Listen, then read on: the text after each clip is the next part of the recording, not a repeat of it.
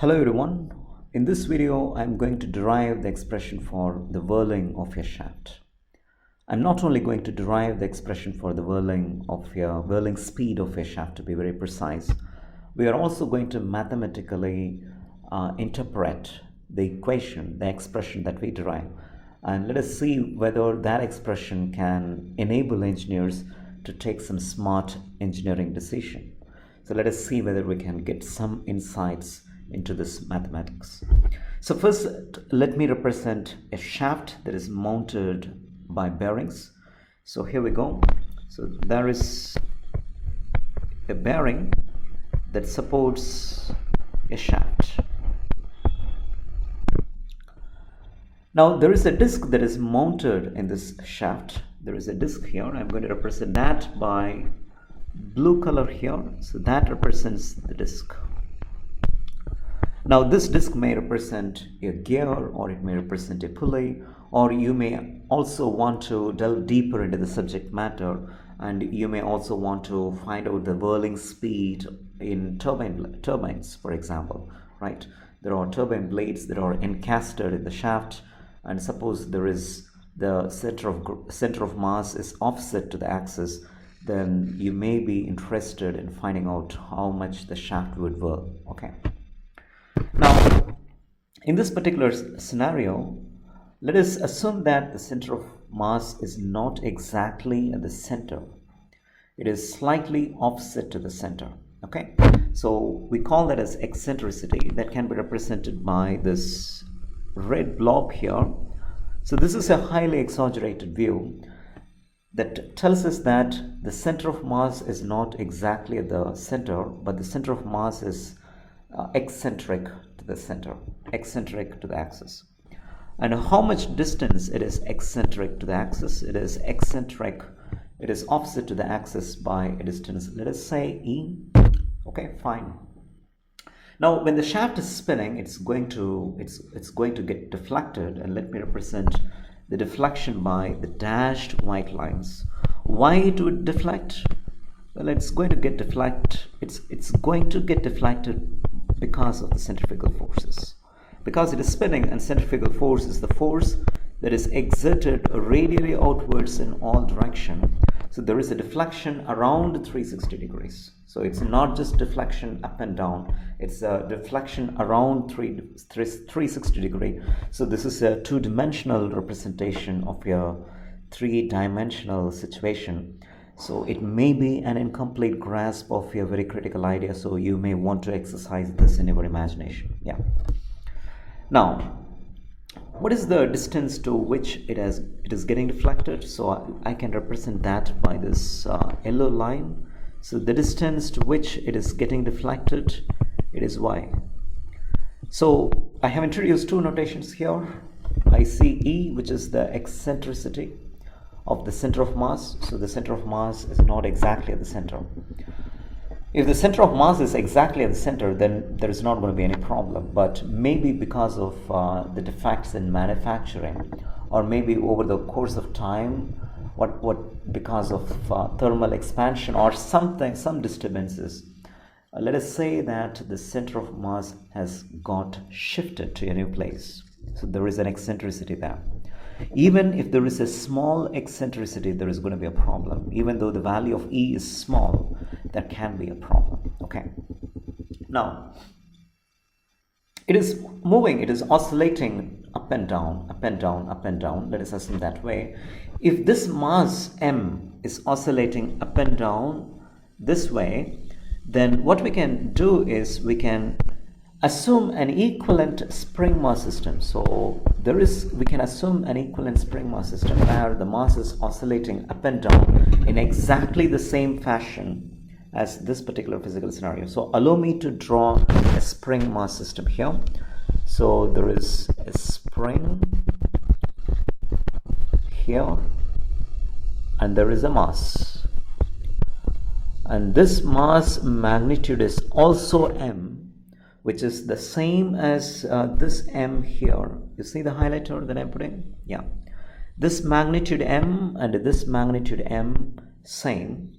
And I'm saying that this is the first system. I mean, this particular system, the shaft system, it is moving up and down, oscillating up and down. And this spring mass system is also going to move up and down. It's going to move up and down, right? And the deflection magnitude in this case is also y. It is also y.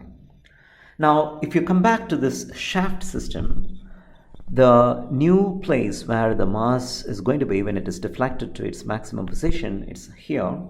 Of course, I can draw the center of mass. It's over here. So the center of mass is at a distance of y plus e. You can see, of course, it is at a distance of y plus e. So the center of mass, the mass can be assumed to be revolving at a radius of y plus e in the first system. Okay, that is clear. Now, this first system, we are assuming that it is equivalent to the second system. Now, you may ask me this question, very well, you can ask me this question, how can the first system be equal to the second system? We will be establishing that concept in just a minute, but you can see one of the similarities between the two systems is that both have the same mass and the mass is getting reflected by the same magnitude. Okay, the mass is getting deflected by the same magnitude. If you look very clear, this blob that is represented by the red color here, that is where the center of mass actually is. It has occupied a new position here, and this distance, deflection, is y. And also, if you look at the second case, the deflection is also y. So there is a similarity there. Not only that is going to be the similarity, but we will also put other similarities. We will clearly establish the physical scenario. So in both the cases, the mass is oscillating, right? It's moving up and down. They are getting deflected by the same magnitude. Now, let me draw a partition line. Okay, here we go. Now, in the first case, the force that is predominant in the first case, that is causing the deflection, is the centrifugal force. So that is causing the deflection. It is the centrifugal force that is denoted by F suffix C. And you know what is the formula for centrifugal force? It is m into omega square into radius. And you see what is the radius? The mass is spinning at a distance of y plus e. So that's the radius. Okay. So that is the force that is making the mass get deflected. Now, what is the force in this case that either restores, right, or oscillates the mass in this case? Okay, that force is the spring force in the second case. Of course, you can very well say that it's the weight that is deflecting the spring, but of course that can be equivalent. Is actually equivalent to the spring force. That's right.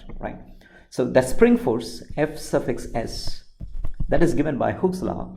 That is K into deflection Y. So where K here stands for the stiffness. You can deflect the mass by applying an equivalent spring force in the second case. Okay, you can make this mass move by an amount Y by applying the force on the spring. And you can make this mass, in the first case, get deflected by applying a centrifugal force.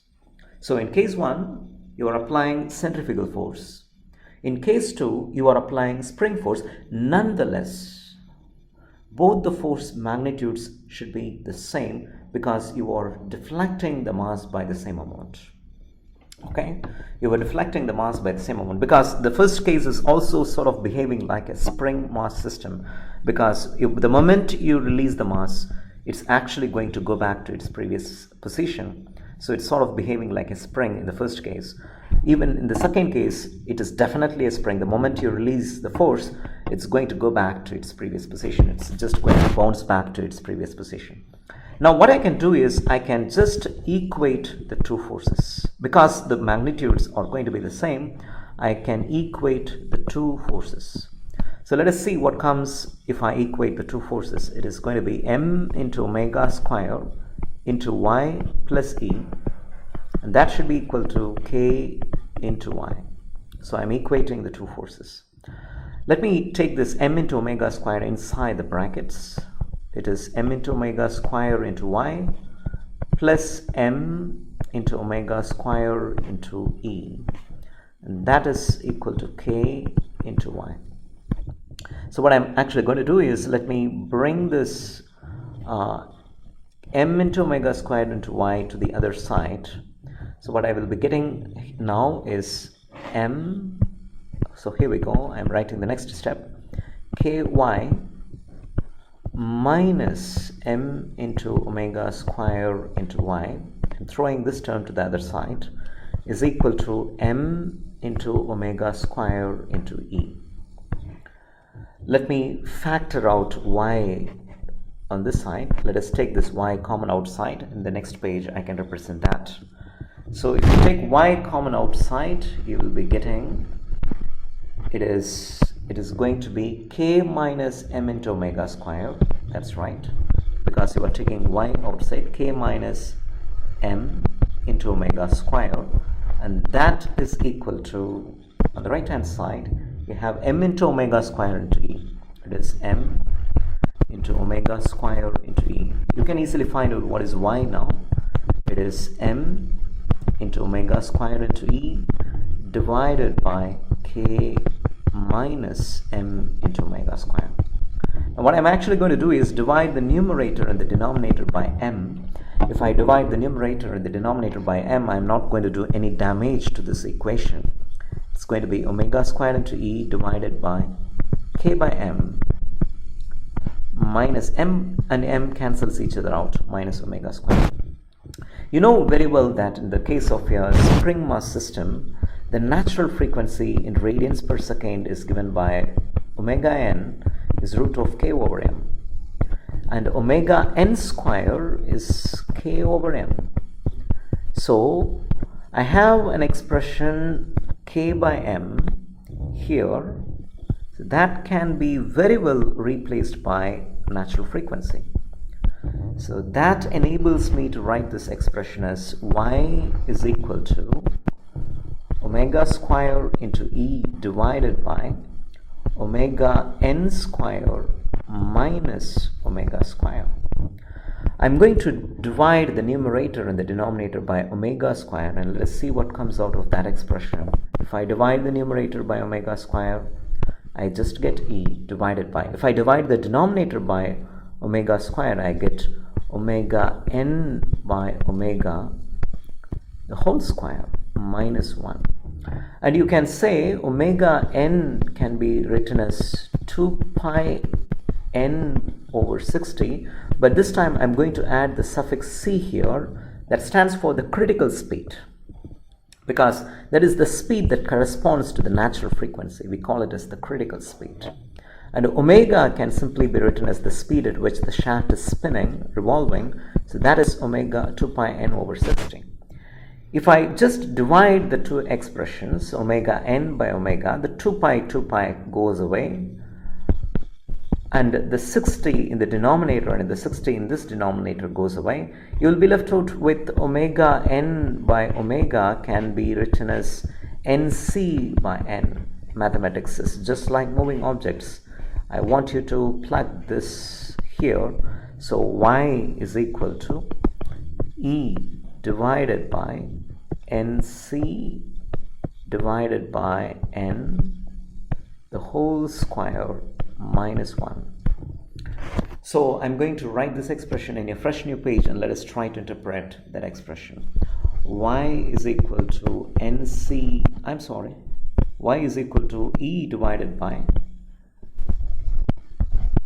nc, that stands for the critical speed, divided by n the whole square minus 1. Now this term here, okay, this term can be either less than 1 or greater than 1, right? If this term is greater than 1, then of course you will be getting a positive value of y, so you have no trouble. You can just say it is plus e divided by nc by n the whole square minus 1.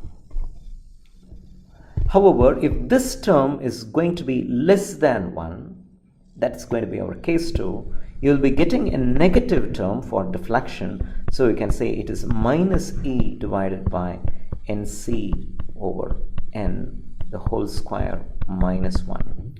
Okay, so you can get plus or minus depending on whether this term is either greater than 1 or less than 1, right? So it's not the exact way of representing. The exact way of representing can be y can be plus or minus E divided by NC over N the whole square minus 1. Now, what are the terms? What do these terms indicate? Well, y stands for the deflection. That is right. E is the eccentricity. It is the eccentricity of the mass. Eccentricity, that's right. And NC stands for the critical speed. Okay? And a capital N stands for the speed at which the shaft is rotating. Now, the question here is what happens when NC becomes equal to N? The denominator is going to become 0, so you are actually going to blow up the value of y, and y becomes infinity. So, which means that the shaft is going to get deflected to such a humongous amount that the system is going to break. So, you are not supposed to run the shaft at the critical speed, at its natural frequency. If you are running the shaft at its natural frequency, then what's going to happen is that your system will fail because you are going to explode your system. There is going to be a catastrophic disaster when the value of the critical speed becomes equal. When the value at which the speed of the shaft becomes equal to the critical speed, which means at its natural frequency. So that's it. This is the concept. If you want, you can just go back and brush up this concept. And that is the reason why, say for example, if you have a critical speed, let us say the critical speed is 6,000 RPM, for example, in this turboprop engine. If the critical speed is 6,000 RPM, you are not allowed to run this shaft at 6,000 RPM. You either run well below 6,000 RPM or well above 6,000 RPM.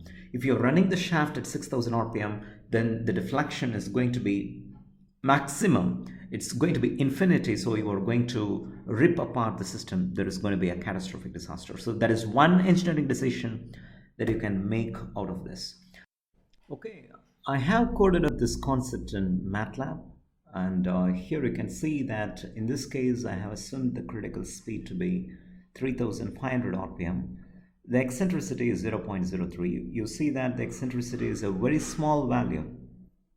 So let us run the system, and I have taken sample RPMs. That is, I'm just going to plot how the deflection would vary if I increase the speed from 2000 RPM to 5000 RPM. Or the other way to interpret is if I decrease the speed from 5000 RPM to 2000 RPM. Either way, that's going to be a perfect interpretation. There you can see that I'm running the system, and clearly you can see that as you gravitate towards 3500 RPM, there is a spike in deflection. It goes to infinity. That's why the graph appears to be incomplete. And as you go from either you go from 2000 RPM to 3500 RPM, or you go from 5000 RPM to 3500 RPM, and you're reducing the speed, then you can see that there is a spike in deflection. And if you look at the magnitude of deflection, at other speeds the deflection is not that great, which can be a serious threat because the system may behave as if it is perfectly safe. So there is no leak before break here, right? In this particular physical scenario, you can see that the deflection seems to be perfectly fine. But once it hits 3500 RPM, you are blowing up the system.